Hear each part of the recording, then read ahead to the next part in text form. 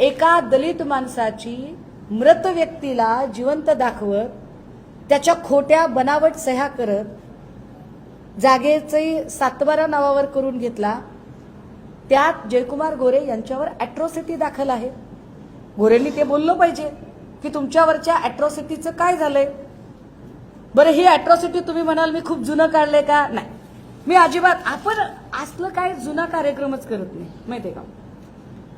6/3/2025 6 मार्च 2025 त्याच्यामध्ये 3 फेब्रुवारी 2026 ला एक तारीख आहे आणि विशेष म्हणजे या सगळ्या प्रकरणामध्ये 8/5/2026 ला नॉन बेलेबल वॉरंट जाहीर झालं जयकुमार गोरेसाठी।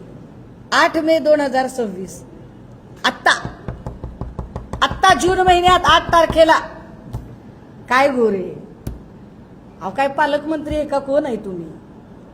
तुमच्या नावानं समन्स निघायला लागले।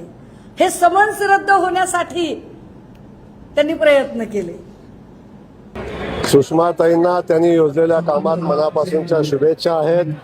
त्यांच्या जे त्यांनी योजलेलं आहे, ज्या गोष्टी ठरवून त्या बोलतात, त्याच्या अधिकचं मला बोलणं उचित नाही।